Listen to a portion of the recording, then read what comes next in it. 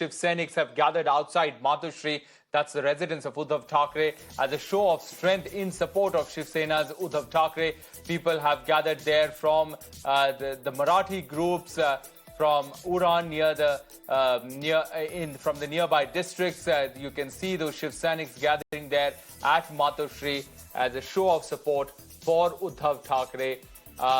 This outside Matushri, which is the official residence of Uddhav Thackeray in Mumbai, 300 Shiv Sainiks have gathered there. After massive show of strength by the Raigad district Shiv Sena loyalists of Uddhav Thackeray camp, now this is a time where Dabbawala Association, the biggest association, is here coming to project their show of strength and the support by extended to Uddhav Thackeray. We are joined by Mr. Subhash Talekar and he is the president of Dabbawala Association. Sir, अभी हमने देखा कि कुछ देर पहले यहाँ पे Raigarh district से भी लोग आके यहाँ पे भेंट मुलाकात कर रहे हैं। आप कितनी संख्या में आए हैं?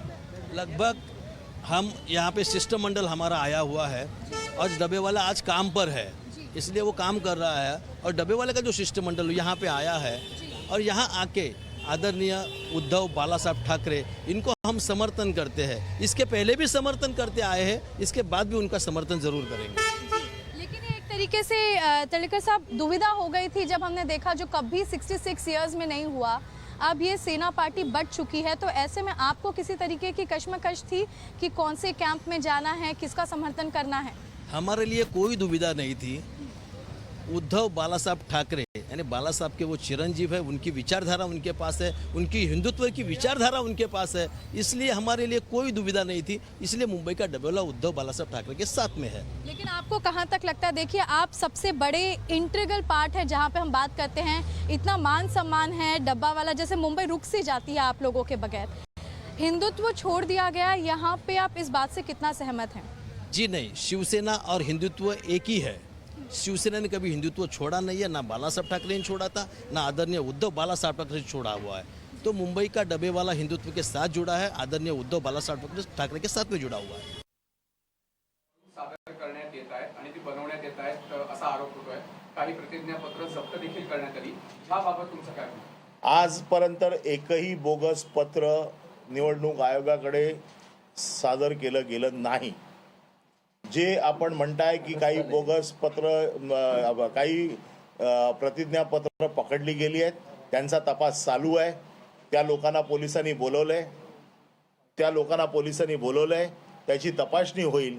परंतु निवडणूक आयोगाला सादर झालेल्या पत्रांची पडताळणी होणार आणि त्यामध्ये त्याच्या नंतर बोगस आहे का काय आहे त्याच्यामध्ये ते कळेल।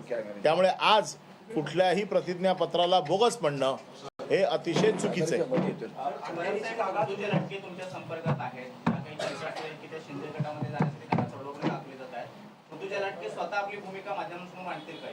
बघा, ऋतुजा लटके ज्यावेळेला योग्य वेळी माध्यमांसमोर ज्यावेळेला यायचंय त्यावेळेला येतील, परंतु मी या विभागातली जबाबदारी मांडण्याची जबाबदारी माझी आहे आणि म्हणून मी आज आपल्याला अतिशय अधिकृतपणे हे सगळं सांगतोय। गुप्तेश्वर पांडे बिहारचे डीआयजी आठवतं का? एका दिवसात राजीनामा मंजूर झाला। DIG So the whole issue is about BMC not sanctioning Rutuja Latke's resignation because a candidate cannot apply for polls unless the person is relieved from his public or private job. मी सांगितलं ना, शिवसेना ही जागा लढेल आणि शिवसेना ही जागा जिंकेल। saying that Shivsena will fight this seat and we are in constant touch with Rutuja Latke and she will speak when the time is ripe. आप सभी लोग जानते हैं कि रमेश लटके हमारे विधायक थे और शिवसेना के एक अच्छे कार्यकर्ता थे। शाखा प्रमुख से लेके 3 टर्म नगर सेवक, उसके बाद 2 टर्म एमएलए भी रह चुके थे। उनके मृत्यु के कारण इस जगह पे चुनाव होने जा रहा है और इस चुनाव में जिस तरह से रमेश लटके जी का देहांत हो गया और उनको उनके पूरे फैमिली ने जो सपोर्ट किया था और इसी सभी चीज़ों को लेके शिवसेना पक्ष ने यह निर्णय किया था कि रमेश लटके, इनकी जो धर्मपत्नी है ऋतुजा रमेश लटके, इनको इस बार अंधेरी उपचुनाव में शिवसेना की तरफ से उनको लड़ाया जाए। जब ये बात हो गई 2 सितंबर 2022 को उन्होंने अपना इस्तीफा मुंबई महानगर पालिका के उनके वरिष्ठ अधिकारियों के पास में दिया। 1 महीना नोटिस देनी पड़ती है, उस हिसाब से उन्होंने राजीनामा दिया था। 3 अक्टूबर को जब वो राजीनामा लेने के लिए जब गए तब उनको ये बताया गया कि आपका राजीनामा, ये उसमें थोड़ी गलती है। उसमें उन्होंने लिखा था कि मेरा राजीनामा मेरे इलेक्शन के बाद में मंजूर किया जाए, ऐसे होगा नहीं। उस दरमियान कोई कम्युनिकेशन उनके साथ में किया नहीं गया था। जनरली अगर कोई राजीनामा गलत फॉर्मेट में आता है तो उस फॉर्मेट को चेंज करने के लिए बोलते हैं या उनको इंटीमेट किया जाता है कि आपका राजीनामा स्वीकृत नहीं होगा क्योंकि ये गलत फॉर्मेट में है। 3 तारीख को उन्होंने फिर से अपना इस्तीफा दे दिया। मुंबई महानगर पालिका की जो सर्विस रूल्स है, इस सर्विस रूल में क्लियरली ये लिखा है कि 1 महीने की नोटिस देनी होती है, रेजिग्नेशन देना है। तो अगर 1 महीने की नोटिस नहीं दी तो आपको 1 महीने का पगार, 1 महीने की तनख्वाह आपको उनके कोषागार में देनी पड़ती है, उनके ट्रेजरी में उसको जमा करना पड़ता है। वैसे 1 महीने की सैलरी उन्होंने ट्रेजरी में जमा की। उनके ऊपर कोई इंक्वायरी पेंडिंग नहीं है, उनके ऊपर कोई ड्यूज पेंडिंग नहीं है। तो रेजिग्नेशन मंजूर करने के लिए जो जो नियम लगते हैं वो सब उन्होंने पारित किए हुए हैं। ऐसा होने के बावजूद भी बहुत दिन से उनकी फाइल घुमाई जा रही है और मैं 3 बार म्युनिसिपल कमिश्नर से मिला, उनको मैंने रिक्वेस्ट की, लेकिन उनकी बातों से मुझे ये स्पष्ट दिख रहा है कि वो दबाव में काम कर रहे हैं। जितने अधिकारियों के लिए से मैं मिला, उन्होंने मुझे ये बताया कि फाइल रेडी है, लेकिन कमिश्नर जब तक बोलेंगे नहीं हम देंगे नहीं। इसका मतलब ये है कि ऋतुजा लटके से सामने वाले सब लोग डर रहे हैं लड़ने के लिए। ऋतुजा लटके शिवसेना से ना लड़े, इसलिए ये सब कोशिशें की जा रही है। मुझे ऐसे लगता है कि आप अगर सचमुच लड़वैये हो तो सामने आओ, इलेक्शन में लड़ो और जनता को डिसाइड करने दो कि कोई सही है कोई गलत है।